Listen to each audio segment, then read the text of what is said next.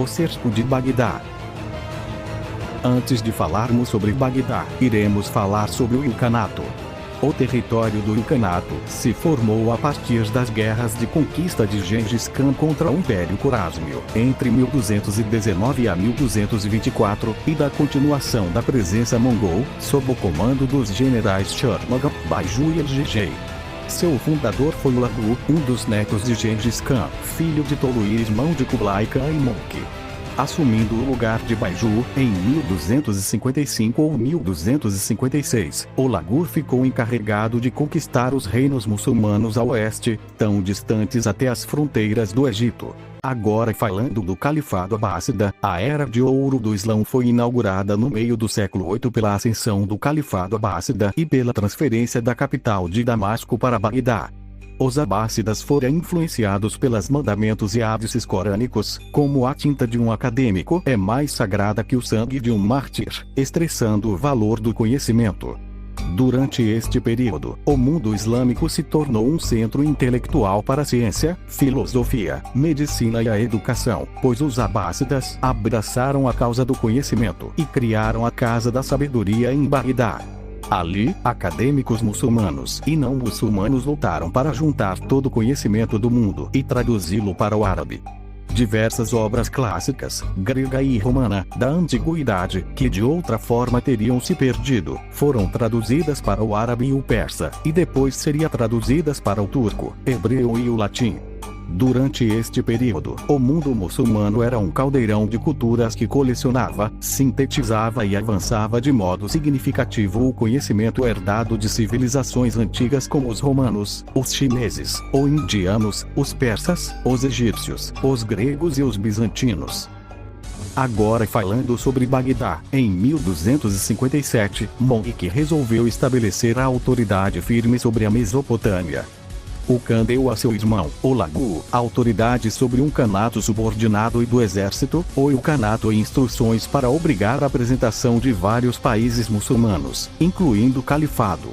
Embora não procurando a derrubada de Al-Mustazim, Mongke ordenou o Lagu para destruir Bagdá se o califa recusou suas exigências de submissão pessoal para o Lagu e o pagamento do tributo na forma de um destacamento militar, o que reforçaria o exército de Lagu durante suas campanhas contra a Pérsia Ismaili afirma. Em preparação para a invasão, o Lagu levantou uma grande força expedicionária. Recrutaram de cada militaridade 10 homens na totalidade do Império Mongol, montagem que pode ter sido um numeroso exército, mas mongol ter existido e, segundo uma estimativa, 150 mil soldados mongóis. A força também foi completada por forças cristãs, incluindo o rei da Armênia e seu exército, um contingente franco do Principado de Antioquia, e um georgiano vigor, em busca de vingança sobre os abássides muçulmanos para a demissão do seu capital, Tiflis, décadas antes por Okvaras Shahs.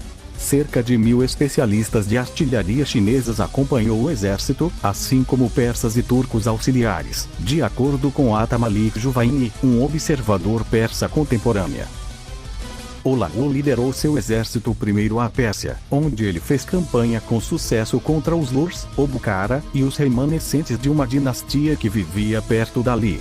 Depois de subjugá-los, o Lagu dirigiu sua atenção para os Ismaili assassinos de seu grão-mestre, Imam Ala-el-Din Muhammad, que tinha tentado o assassinato de ambos amigo Mongke e o Lagu de subordinado, Kitbuka.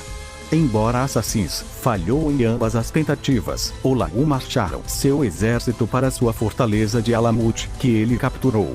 Os mongóis mais tarde executaram os assassinos grão-mestre, Imam Rukn-el-Din Kursha, que tinha brevemente sucedeu Ala-el-Din. Depois de derrotar os assassinos, o Lagu mandou dizer a Al-Mustazim, exigindo a sua aquiescência às condições impostas pela Mongke. Al-Mustazim recusou, em grande parte devido à influência de seu conselheiro e grão-vizir, Ibn al-Alqami.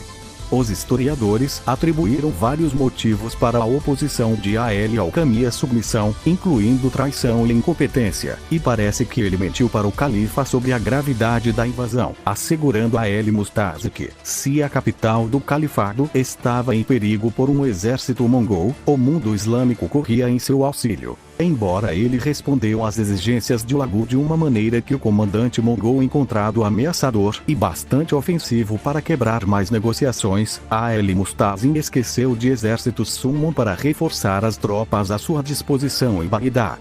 Tampouco fortalecer as paredes da cidade.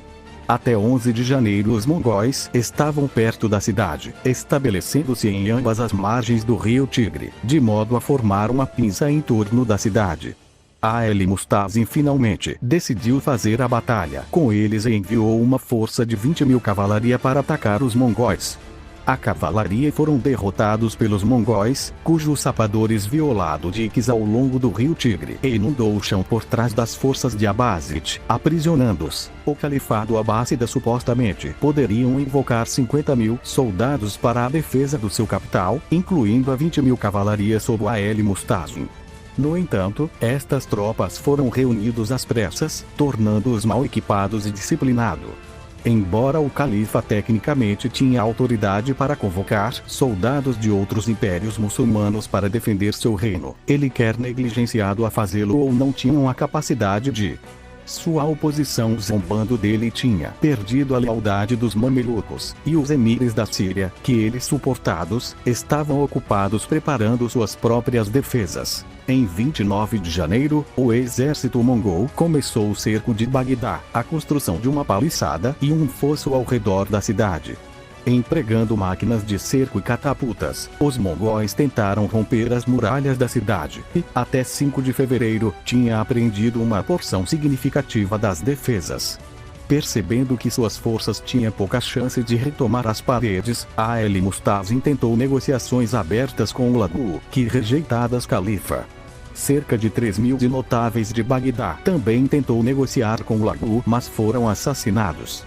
5 dias depois, em 10 de fevereiro, a cidade se rendeu, mas os mongóis não entraram na cidade até o dia 13, começando uma semana de massacre e destruição. Muitos relatos históricos detalhou as crueldades dos conquistadores mongóis. Bagdá era uma despovoada cidade arruinada por vários séculos e só recuperou gradualmente um pouco de sua antiga glória. Os mongóis saquearam e destruíram mesquitas, palácios, bibliotecas e hospitais. Livros de valor inestimável de 36 bibliotecas públicas de Bagdá foram dilaceradas, os saqueadores usando suas capas de couro como sandálias. Grandes edifícios que tinham sido trabalho de gerações foram queimados até o chão. A Casa da Sabedoria, a grande biblioteca de Bagdá, contendo inúmeros documentos históricos preciosos e livros sobre assuntos que vão da medicina à astronomia, foi destruída. Sobreviventes disseram que as águas do Tigre correu preto com tinta dos enormes quantidades de livros arremessado no rio e vermelho do sangue dos cientistas e filósofos mortos. Cidadãos tentaram fugir, mas foram interceptados por soldados mongóis que mataram em abundância, não poupando nem mulheres nem crianças. Martin Siqueira escreve que cerca de 90.000 pessoas podem ter morrido. Outras estimativas ir muito mais elevado. Vassaf afirma que a perda de vidas foi várias centenas de milhares. Ian Frazier da The New Yorker diz estimativas do número de mortos variam de 200.000 a 1 milhão. O califa Ali Mustazin foi capturado e forçado a assistir como seus cidadãos foram assassinados e seu tesouro saqueado. Segundo a maioria dos relatos, o califa foi morto por atropelamento. Os mongóis rolou o califa em um tapete e montaram seus cavalos sobre ele, como eles acreditavam que a terra ficaria ofendido se fosse tocado por sangue real. Todos, mas um dos filhos de A.L. Mustazin foram mortos, e o único filho sobrevivente foi enviado para a Mongólia, onde historiadores mongóis informaram-se casou e teve filhos, mas não desempenhou nenhum papel no Islã posteriormente, ver o fim da dinastia Abbáside.